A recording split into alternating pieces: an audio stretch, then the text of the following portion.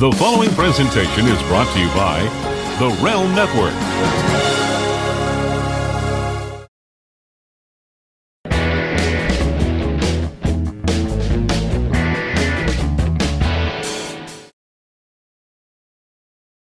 Today on Mr. Media, I'll talk to longtime Rolling Stone magazine writer and contributing editor Anthony DeCurtis, author of, in other words, Artists Talk About Life and Work, as well as Rocking My Life Away, writing about music and other matters. Stick around. I'm hoping Anthony can help me with an unresolved subscription issue from 1991.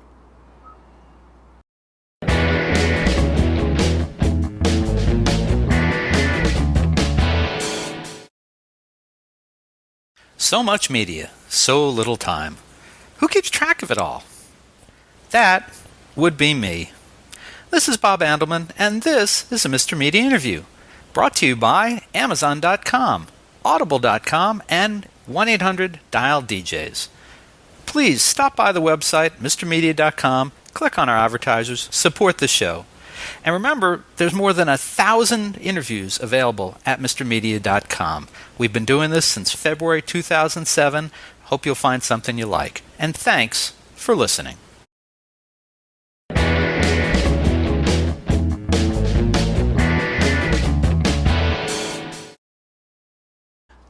Mr. Media is recorded live before a studio audience that needs rock and roll every day in the new media capital of the world, St. Petersburg, Florida.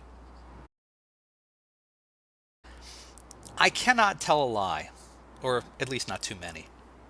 I let my Rolling Stone magazine subscription end around the same time my Playboy magazine subscription did about a decade ago. My hearing took a beating over the years, probably not helped by my own stint as a rock music critic in the 1980s and standing too close to one too many heavy metal hair bands in concert, and live shows kind of lost their appeal for me. And of course, you get passed by a generation of music if that happens. And that's what happened to my interest in Rolling Stone magazine. Now, as for Playboy, well, just how many articles can you really read before succumbing to the photos? And once you've seen two in every size, shape, race, and ethnicity, well, or you know what, at this age, maybe it's just low T. I don't really know. But we'll save that for the next special episode of Mr. Media. The one characteristic, however, of both magazines that I enjoyed for decades was the writing. And if you read Rolling Stone over the last 30 years or so, you can't help but know the work of my guest today, writer and contributing editor Anthony DeCurtis. His writing was always crisp, his questions always the ones that you wanted answered, and his ubiquity across a range of topics from issue to issue only reinforced his smarts. Now, DeCurtis is still connected to the magazine today, but he's broadened his scope in recent years. Last year, for example, he co-authored The Soundtrack of My Life, the memoir of record label legend Clive Davis. This year, he's working on a biography of the late Lou Reed, and he won a Grammy Award for his liner notes on Eric Clapton's Crossroads box set. And, I know it's a lot of conjunctions, and he wrote an introduction for an upcoming book of Clapton photos called Journeyman. He also wrote introductions to two more photo collections, one by rock star Lenny Kravitz and one by photographer Deborah Feingold, titled Music. Now, I'm going to show you that because I actually happen to have a copy of it right here. And by the way, Feingold will be on Mr. Media in September, so come back for that.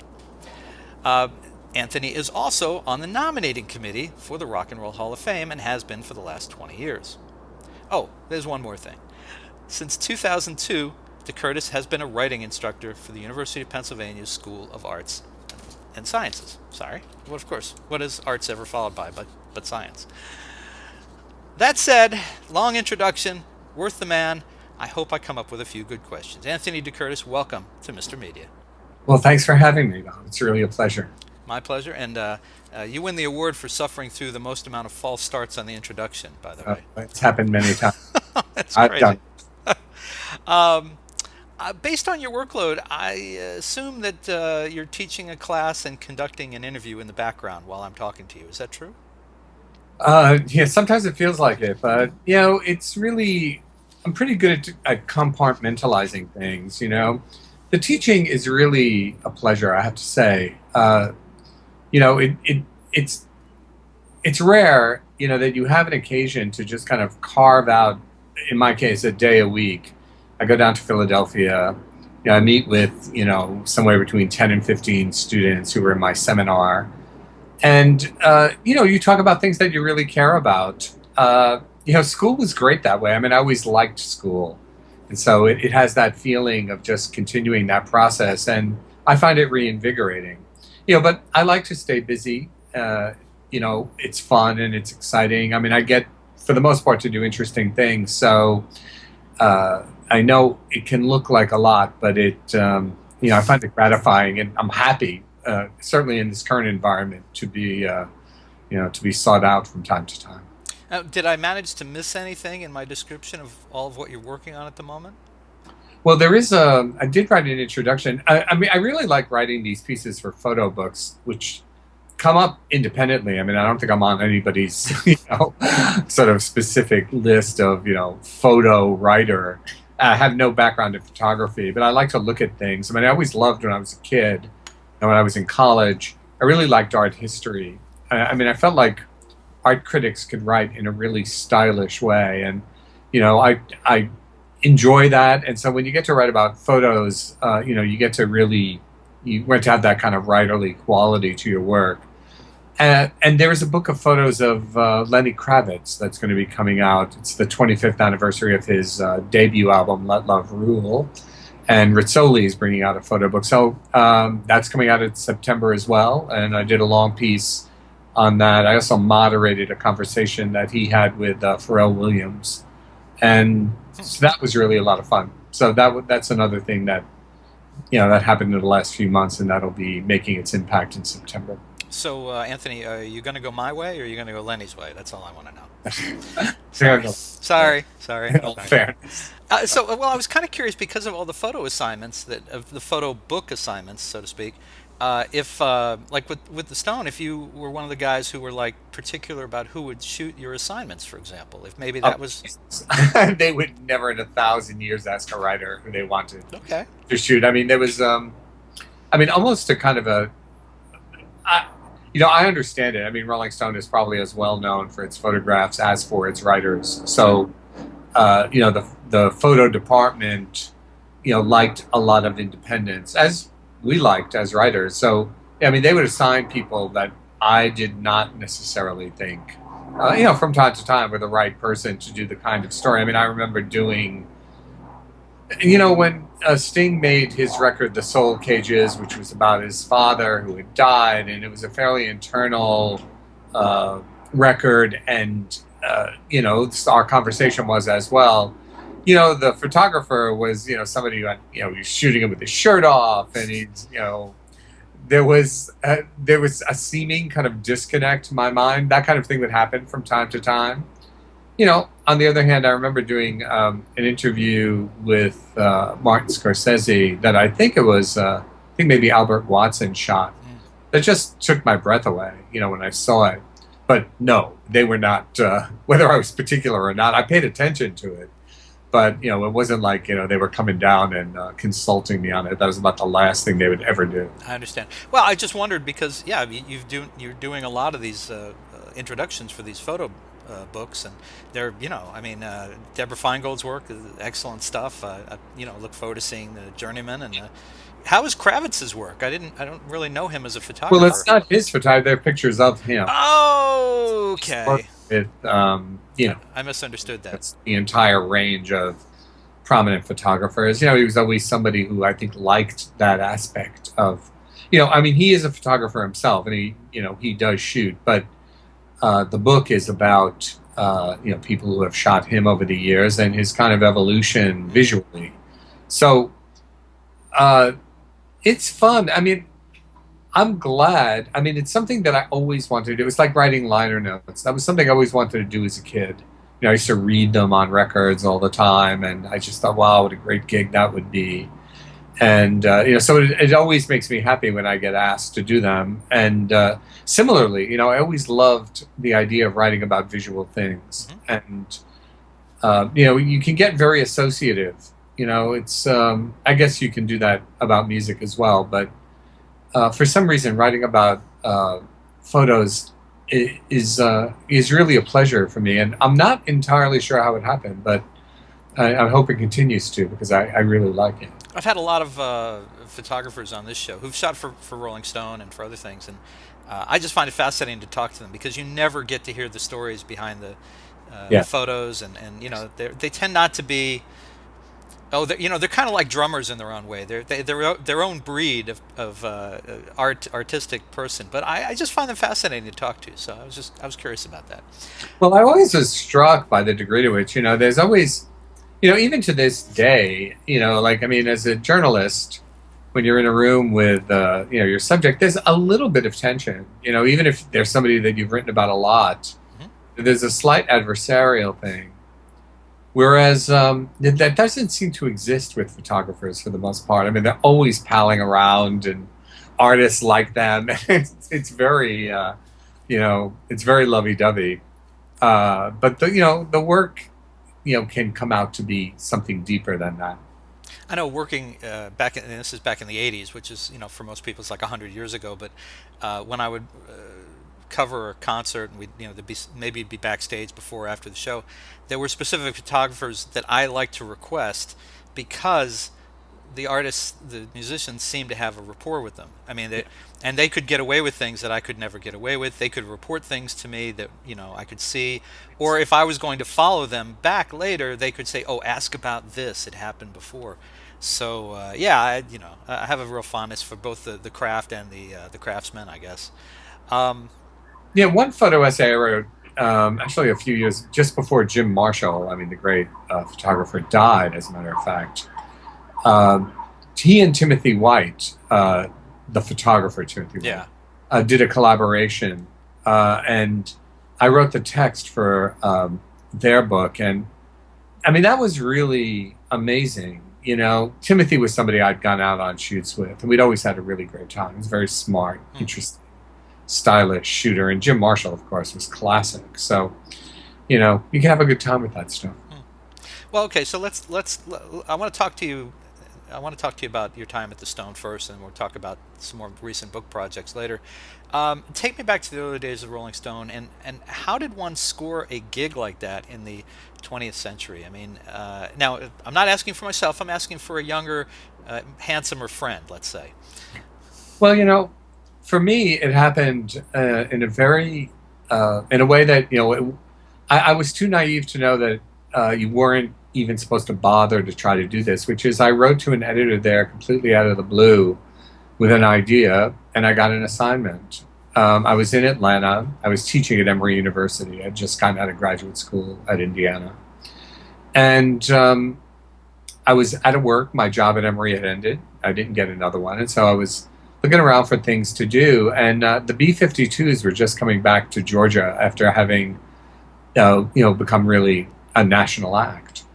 And so I thought, well, this would be something Rolling Stone might like. And so I just wrote a very short note with no clips to the guy who edited what was then called the Performance page, a guy named Jim Henke.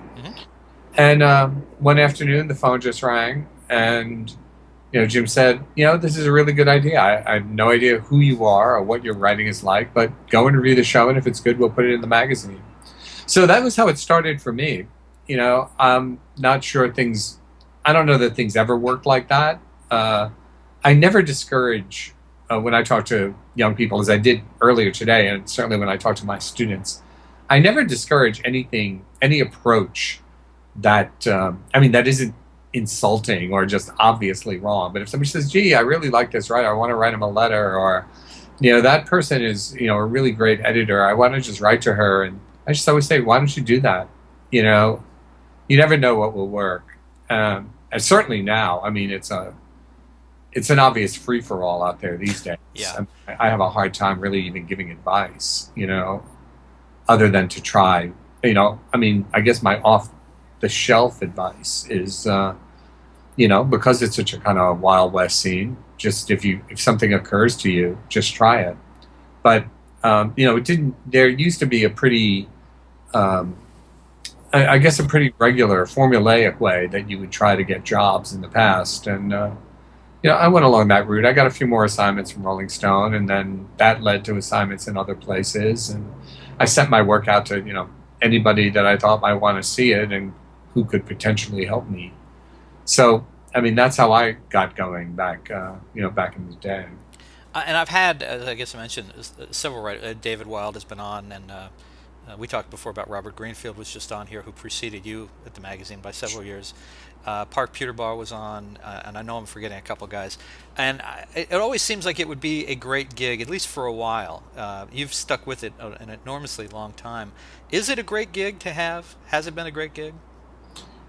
Well, certainly working full time at the magazine, I mean, it was a job. And when people ask, well, what is the thing about Rolling Stone that that people don't know? And it's really how hard everybody there works. I mean, it was, we were putting out in those days a very big magazine. I mean, I had a lot of pages, Hmm. and it came out every 2 weeks, and we worked very hard. I mean, I was traveling a lot, doing stories. On the other hand, pretty much every dream I had as a writer got realized at Rolling Stone. You know, so I never undervalued it. Mm. I, yeah, I had, Jan is famously complicated as a person, and we certainly had our tussles when I was there. But I still have a very good relationship with him, and Jan changed my life before I ever laid eyes on him. I mean, Rolling Stone itself, just as a publication, was exactly what I wanted a music magazine to be. Mhm. So the idea that I was having big bylines in there and writing about Paul McCartney or Mick Jagger or Keith Richards or George Harrison, Pete Townsend. I mean, every single artist who made a big impression on me as a kid, and many who made an impression on me later, like REM or U2. I wrote a ton about in that magazine, and it got read and it got a big response. I mean, you just can't do better than that. So it was a real high point, and remains a high point. I mean, I still am excited, to be in the magazine. Magazines themselves these days have less impact than they used to. Mm. But, to this day, when you call somebody up and you say, hey, I'm calling for doing a story for Rolling Stone, I mean, they pick up the phone, and that wasn't always the case. I mean, I certainly had done enough stuff before I got there that process, it made me realize, wow, like now all I have to do is my job. I don't have to be, spend days trying to get a hold of somebody. It just was like, you want to talk to somebody, you get them, and then you write about it. And so that was incredible. Well, So just to conclude, I mean, I was yeah. going to say, I mean, it was, it was tremendously exciting. Well, the impact of Rolling Stone, I remember being in high school and then college and then after college, and when I was writing, doing magazine pieces myself. But all through that period of time, I couldn't wait to get it in the mail, and before it was slick like it is now, it was the newsprint, and it was just, Yep. I mean, you never knew, and you didn't have the benefit of the internet where you knew before you got it who was going to be on the cover. So Right. one week, it's maybe on Saturday night you saw somebody on Saturday Night Live, and then a week and a half later, oh my God, they're on the cover of Rolling Stone, and it's just like, oh, I really, this is the only way I'm going to learn about this person, and Right. and you guys had such access to people and things. Yeah. I mean, that was an amazing feeling, and there was a feeling of you could really do it the way you wanted to do it, the way you thought it should be done. That Martin Scorsese interview that I was talking about, it looked exactly the way it was supposed to look. It was designed beautifully. The photographs are beautiful. And, I got 6,000 words. It was it was exactly the way I wanted it to be, and you don't have that many experiences like that in your life. At least I haven't, No. that where something that you care about enormously is presented in precisely the way that you would want it to be, and so that, it's just hard to really even put it in words. I mean, it was everything to me. I remember doing very long stories for the newspapers in the 80s and some magazines, and you could really get lost in one of those stories in a good way. You could find Yeah. out everything you needed to know. One of my complaints with the newspapers primarily these days, but some of the magazines as well, and I'm not putting Rolling Stone in this because, as I said, I'm not subscribing to it now, but is that the reporters are still out there gathering the same amount of information and the same knowledge and interviews. And with the newspapers, for example, they're having to squeeze them into 5 to 10 inches of type. But the internet, to me, it's like everybody's front door is the size of Walmart. So they could be putting in, these 6,000 word pieces from the same work that they're getting from their magazine and newspaper reporters, and they don't. But you're right. I mean, that was a fantastic time. If you wanted to know everything about, I don't know, Bill Murray in 1978, 79, you could open up the Rolling Stone and there would be this, 4, 5, 6,000 word story. There's photos. It's everything you possibly could want to know at that moment. And everybody talked about it. I mean, Right. that was what, Esquire was somewhat similar at the time. They were doing some great new journalism kind of stuff. Rolling Stone. Those were the magazines that I wanted to emulate as a guy who was coming on the scene as a writer. So, Yeah, well, it was my model too. Rolling Stone certainly was. That was what I wanted to do. I never, it just, it seemed like a dream, to be there. On the other hand, it was a job and, it was a hard one, but it was, when things would happen, when, like when Kurt Cobain died, for example, and we all gathered in, the managing editor's office. And, look, there were rivalries there, it was, a fair number of egos knocking around. But, when you looked around that room, you just thought, oh, this team can do a pretty good job on this. We're gonna do this right. You just saw, like, there weren't that many people that nobody had to carry anybody else's water. Everybody could hit it hard. And that was inspiring. So I was going to ask you about some moments that kind of stood out for you while you were at the Stone. Either they could be with the staff, and I think you gave a great example there of when Cobain passed, or maybe being out on assignment, either on maybe a one-on-one interview with someone, or a broader piece. Any things that kind of stand out from your experience? Oh, sure. I mean, all the ones that involved artists that made a big impression on me when I was a kid. The first time I interviewed George Harrison. I had to pursue him for a long time. I mean, he didn't tend to do many interviews. He had some sort of gripe about Rolling Stone, as so many people seem to. But I finally got him. I went out to his house, sat there with him for 2 hours. It was incredible. I could still remember, just sitting across the table from him. And I was just looking at him thinking, that's George Harrison.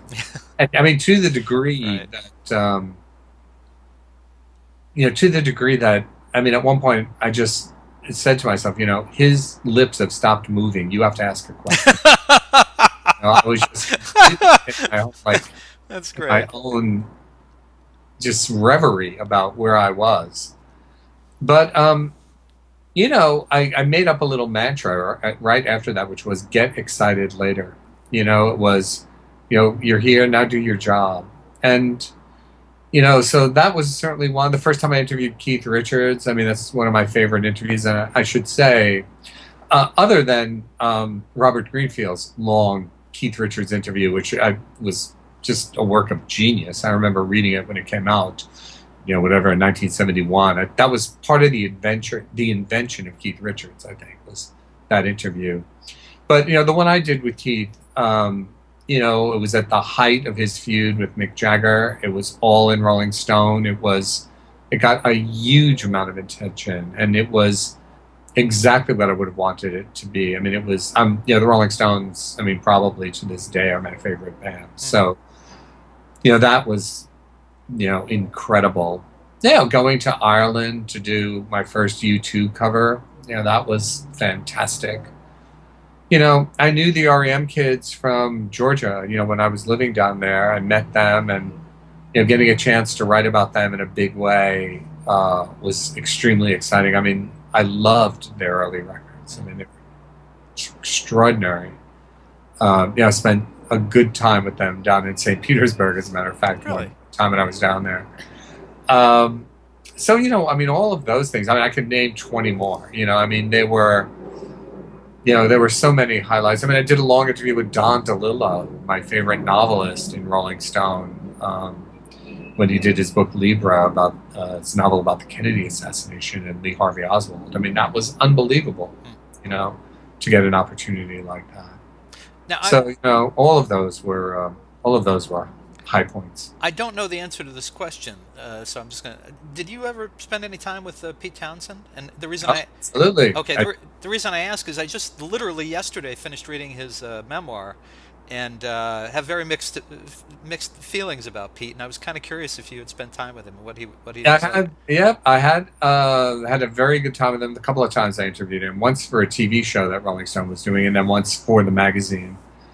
I mean, Townsend was like a god to me when I was a kid. I loved the Who. I mean, they seemed a little bit. I mean, they were always around New York. I mean, I saw them play here 9,000 times when I was a teenager, and you know, so they seemed a little bit more accessible, like than the Rolling Stones, who were, you know, godlike, or the Beatles, for heaven's sake.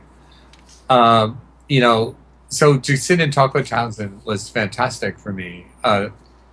You know, I had given Tommy essentially a very bad review, the Broadway show, and Townsend brought it up in our interview very, very gently, I should say.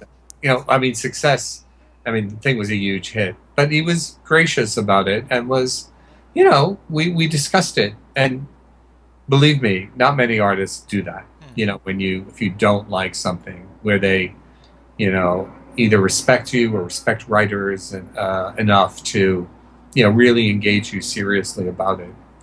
As his memoir, as the saying goes in New York, I read in it. I read some of it. I read some excerpts. I didn't really have quite the will to read the whole thing, and I could certainly imagine that it would be wearying. Interestingly, after talking to Robert Greenfield, I had started it a year or two ago and had put it down, and I hadn't gotten past, I don't think, 1959. It was so it was so ponderous and so full of just, you know, I was 6, I was 7, I was just like, oh my God, I can't bear anymore. And then after I interviewed Greenfield a couple weeks ago, and listening to him talk about the Stones, and I thought, you know, I want to go back because I'd read Keith Richards' Sure. memoir, which was fantastic. So I pushed and I read through the whole thing, and the middle of it was great. There was just stuff about the Who and his relationship with the other guys, but then I just came away really cold on him. He just seemed to be cold about the people around him. About you know, Keith Moon's death, about John Entwistle's death, about you didn't really get a sense of his relationship with Roger Daltrey as much as I would have thought. I just came away very cold, and I was very disappointed at the end because I got very revved up in the middle, and all I could think of. I hope you'll appreciate this as a guy who's Sure. done the book with Clive Davis and other books that you work with people. I desperately wanted to go back in time and say, Pete, hire me. I can fix this. I can make you seem Yeah. like a human being again. So I don't know. I was just curious. Well, it's interesting. You know, I think that. I mean, I would have to read those specific sections to really get a feel. I think that, you know, Townsend had a complicated relationship to that band. I mean, you know, he was the writer in many ways. He was the conceptualist, but you know, he wasn't the front man, and that, you know, that doesn't seem like a big problem, but you know, I think it was a big problem. Yeah. You know, it's like if you talk to Paul Simon about Bridge Over Troubled Water, you would think, wow, you know, I mean, that was a gigantic hit, but to him, I think in some sense he felt like the song became somebody else's song. Essentially, it became Art Garfunkel's song. You know, even though he had written it. You know, and now that seems again like you would think, well, gee, you know, you wrote a lot of other songs, and you know, but you know, I think it takes a certain you know, it takes a certain ego to be one of those people. You know, to put yourself out there that way, and that plays out in a variety of different ways. And you know, I think that coolness that you describe, that detachment, you know, may generate from that. And that's why we will never run out of things in music journalism to write about, will we? Absolutely, absolutely. That's very true. Yeah. You know, when people say like, you know, well, gee, you know, a lot of people have interviewed Paul McCartney, it's like that's all right. you know, a lot of people like to read those interviews, and not everybody is a rock critic who's read every single one of them. I think that, in the same way that, our own thinking about things changes over time, so do theirs. And so, I mean, I remember reading an interview with McCartney by a writer who will remain nameless, who, was just, I guess, by way of wanting to not ask the questions, that everybody else asks. It was asking about like Wings, B-sides, and things like this, and like, I don't care. Yeah. If I'm talking to Paul McCartney, I'm going to ask him about John Lennon. I'm going to ask him about the Beatles. I'm going to, we'll talk about other things as well. But, that's why you're there, and that's kind of why he's there. Mm-hmm. And, I think, I mean, this sounds terrible whenever I say it, but, that idea of originality is, it's a little overrated, I think, in situations like that. What you need to do is what needs to be done, Mm-hmm. and, McCartney has done a lot of interviews, but if he's going to be talking about John Lennon, like, I want to hear it. I want to hear it every time he does it. I mean, those are important figures. And, you try to make it as fresh, and you try to find a way to take him to an emotional place where, he's really feeling something when he talks to you. Beyond that, all you can do is go to the places that you feel it's responsible to go. And, to avoid that by going into minutia seems to me to be ridiculous. I agree. And it's interesting. I probably for a 20-year period read just about every word in Rolling Stone, except maybe some of the record reviews that I just wasn't interested in.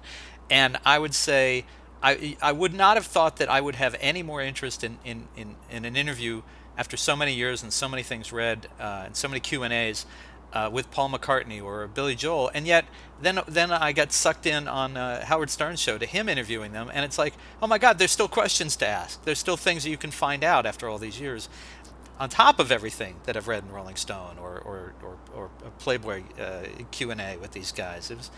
So there's always stuff. You just have to know how to ask questions, and you have to have a curiosity and no fear. You have to be willing to ask the questions. That's right. The curiosity is very important. So you have made this sort of transition. I know you're still with Rolling Stone, but you've made this kind of transition first with some of the books. You've had some collections of your interviews, and then there's the various Rolling Stone books. But then last year you came out with this book with Clive Davis, which got a lot of attention. And I was kind of curious about the transition to doing that, because now that's where I always wanted to be you, but you've actually entered the territory what I do, which is writing, co-authoring books with people who have a story to tell. But was it difficult for you to kind of give up kind of that full control that you would have if you were interviewing Clive for the magazine, or if you were doing a biography of Clive? It's different than if you're helping him tell his story, because he's got the ultimate authority in what goes in and what doesn't. Absolutely. It was difficult. And but on the other hand, I mean, that was the gig. I accepted it, and I tried to do it to the best of my ability. I mean, it was hard. I mean, let me say this: Clive was incredibly gracious. It was genuine collaboration. I mean, Clive went to Harvard Law School. I mean, he knows how to write a sentence. We went over everything together very carefully, and so it was not like, he just spouted off and I wrote it. I mean, we were in there working. But it finally was his book. I mean, if it came down to particular things that I believe should be in there, needed to be in there, shouldn't be in there, Clive was always going to have the last word on that. Now, he always heard me out. Mm-hmm. We always discussed it. He was very open. But he finally made the decisions, he wanted to make. And, that I just had to accept it. I think that was the nature of the deal. And I think when you do those, you have to have that understanding. When we discussed it, when we first met and talked about it, I mean, it wasn't put in exactly those terms, but it was pretty clear. Look, it was Clive's book. I mean, Clive was paying me. It was, a publisher. Right. So I felt that my job was to get him the book that he wanted, which I think I did. And it was probably 80% the book I wanted. Hmm. You know, there would have been, there would have been, there were things I would have handled differently. But as gigs go, I mean, I doubt I'll ever be treated as well again. I have to say. I mean, Clive is, he, if you're in there and you're on the team, I mean, every time I went to meet him at his office, I would get a menu in the mail from the Sony Club, or what I wanted. It was, most of the time as a journalist, that doesn't happen. Was he different? I'm assuming that you had dealings with him in some way beforehand. Yeah, we had some, not a lot, but some. Was he different to deal with, where you're sitting at the table with him and you've got the same goal in mind than you're sitting across from him, maybe with, a different... He was exactly the same, I have to say. For the book, we did over 100 hours of interviews.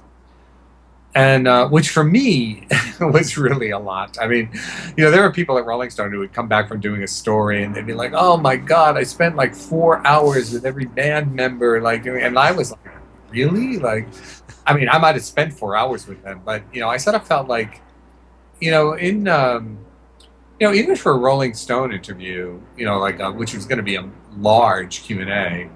I mean, I sort of felt like, if you got 2 hours and then maybe an hour of follow-up, if you didn't get it, it wasn't going to come in hour 5, So pacing yourself for 100 hours of interviews with someone over the course of a year or so, I mean, that was hard. It was hard for me. But it was necessary. And, Clive showed up. He was there. He prepared. And so it was also easy. And, he's a nice guy. I mean, it was a pleasure to be around him. So, I mean, there was a kind of, there's a kind of closeness that you develop with somebody when you're spending that way. There certainly were things, early in the book about his family life that many members of his family did not know, and, I felt privileged, to be in that position. So it was a different thing. I mean, I'd need the right situation to do it again. I mean, the Lou Reed book I'm working on is obviously a pretty straight up biography, which has its own issues. Well, but, and I wanted to ask you about that next, actually. Yeah. But it, there's, I felt lucky, for the most part. I mean, Clive was a good subject. He worked. I mean, Clive at 82, works harder certainly than I do. I mean, and goes out more. I mean, Clive is out every night. He loves his life, and he loves. He's producing Aretha Franklin now, and he's producing My Fair Lady on Broadway, and he's got this kid named Avery that he's making a record with. I mean, he's he's busier than people like half his age. Well, of course, when you can see, I want to put this right, but when you can see the end zone, you're more. I think with the people that I've dealt with, you're a little more motivated to step up your game, even if you were, even if you're already pretty busy and pretty productive. When you can see the end zone down the line, I think you work a little harder and you want to get a lot more done. Yeah, but I mean, a lot of people want to just enjoy themselves, which Clive does. I mean, I think that's finally what it comes down to. This is what he loves, and so to him to get up every day and have a full schedule, and I mean, I hope I'm there when I'm his age. Well, so let's talk about the Lou Reed project. I know that you had interviewed Lou a number of times over the years. Yep. Is it and Lou, is a figure of some fascination for a lot of people. Sure. Is there still a lot that we don't know about Lou, or is it a matter of having it all in one place? I mean, I know you've got a contract with Little Brown to do the book, and before you answer, I have one more question: is Mrs. Lou Reed cooperating on the book? Is she participating in this? Is she supporting it? Laurie is not. I mean, I wouldn't say she's not supporting it. She's not.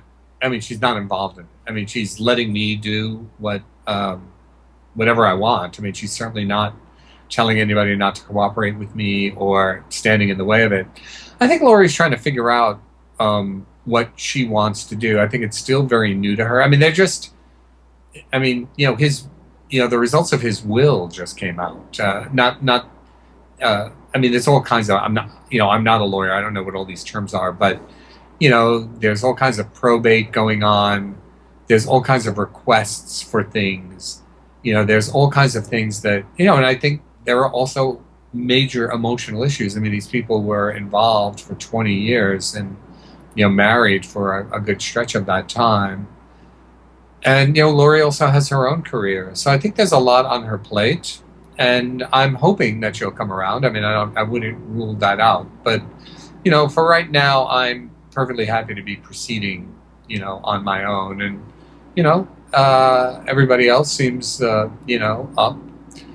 And yeah, I mean, certainly there are things that we don't know. I think that, I mean, look, parts of the Velvet Underground history have been extremely well covered. But, there are other aspects of Lou's life that, haven't been looked at in a hard way. And, I'm hoping that, it will be a fresh read. And I'm hoping that it will be a deep read. I mean, I hope that, there are points in it, I've probably written, more than over 60 pages at this point. I mean, the book is not due until the end of next year, so I've got some time.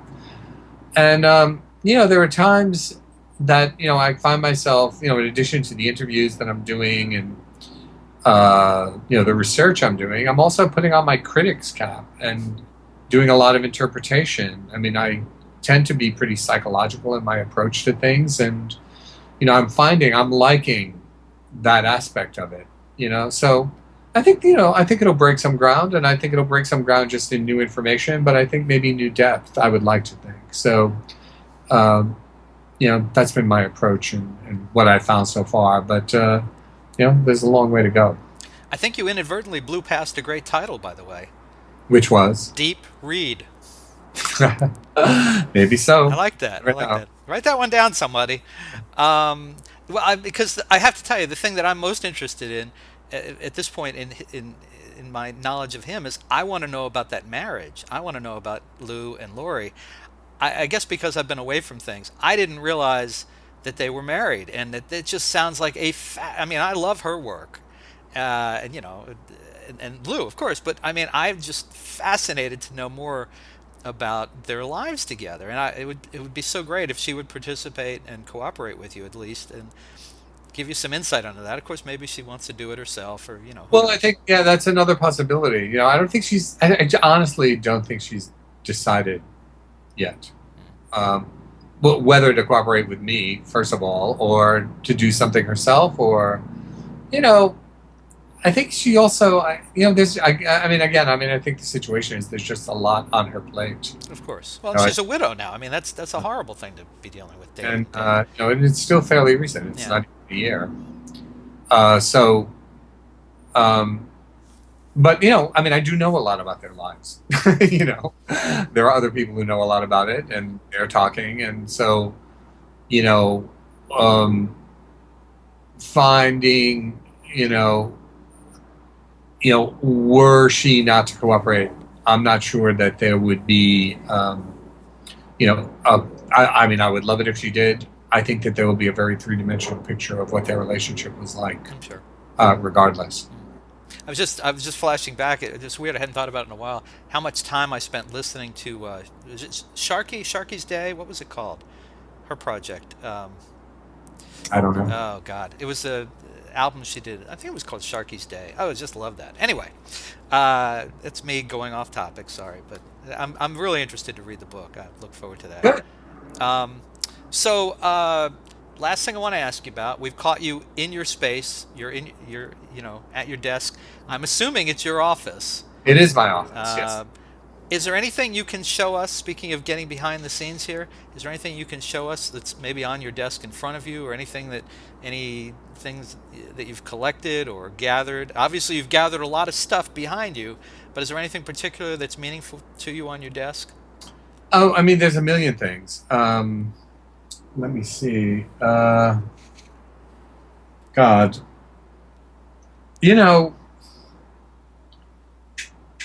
A lot of them are personal, to do with my daughter.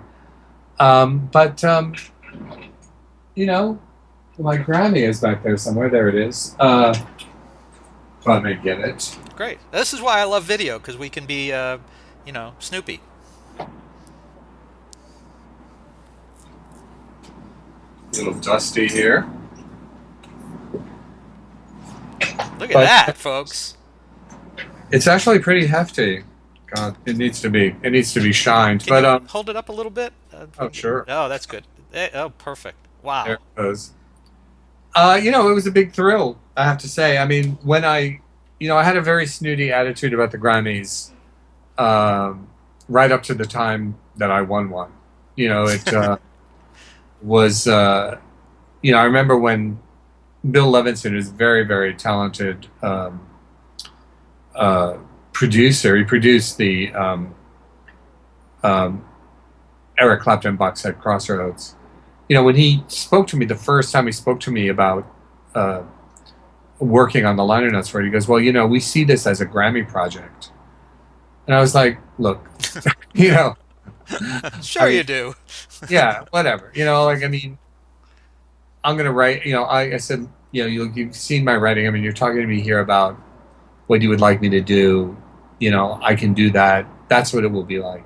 Whether that's a Grammy project or not, I really have no idea. But when it got closer and I got nominated, I remember my girlfriend at the time, Kelly Scott, who was a colleague of yours at the Right. St. Petersburg time. Right. Remember when we went to Los Angeles together, and Kelly just said to me, I'm getting the because like once you get to Los Angeles, which is really like a company town, and all anybody's talking to about the Grammys, and all I could think about was like, oh man, like I don't want to be here if I lose.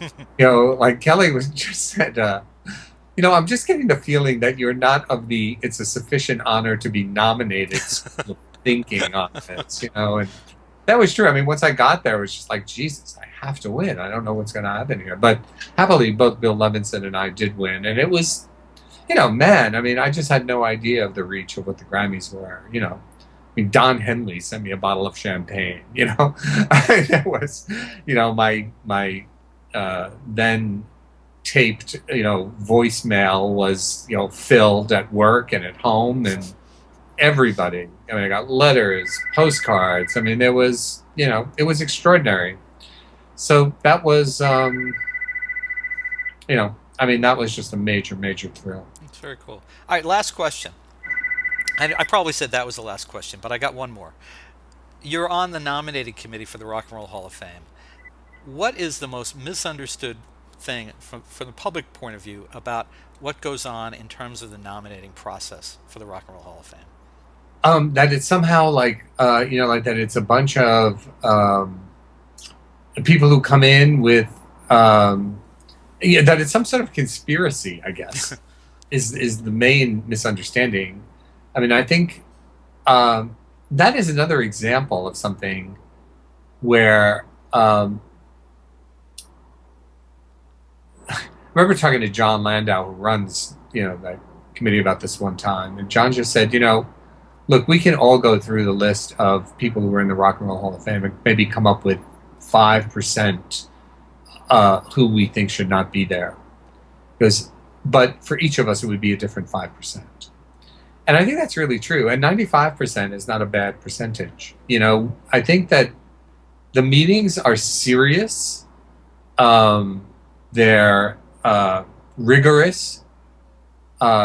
Everybody who's in that room takes it very seriously. And, I think for the most part, we've done a pretty good job. I mean, it's the kind of thing that, look, I worked at Rolling Stone. I mean, I felt like we were doing great work. I couldn't go anywhere without somebody complaining to me about the magazine. I used to describe, like, when I would go to conferences or things like that. I mean, I remember seeing as a kid, like, photographs and newsreel footage of, like, Nelson Rockefeller going to, Venezuela and like having his car rocked on the way to the airport. That's what it would be like. There would be, the conference, the panel would be on, the future of rock and roll. The first question would be on the future of rock and roll. The second question would be about, why so and so was on the cover of Rolling Stone last, and that would be the next hour and a half.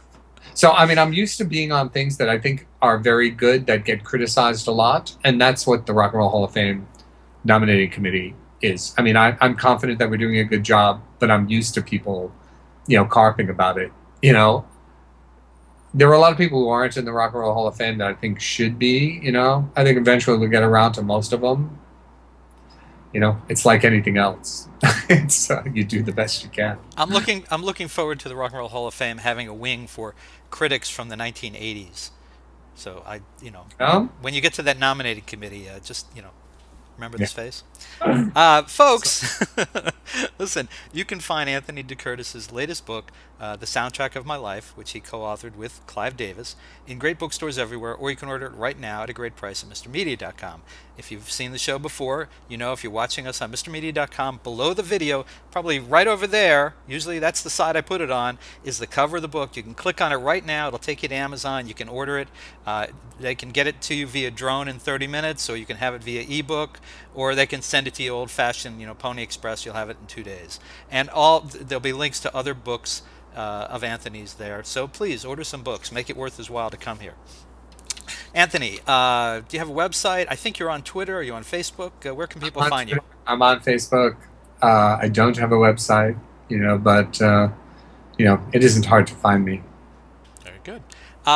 It was a pleasure. I mentioned earlier I talked to you in '86 for something when I was at the Tampa Tribune. You were very kind then. You were very gracious with your time today.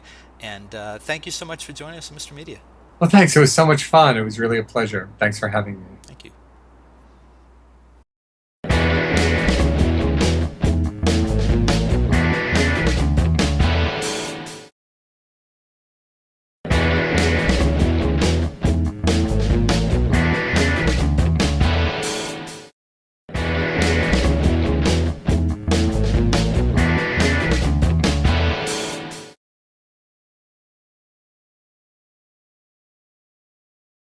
The preceding presentation was brought to you by the Realm Network.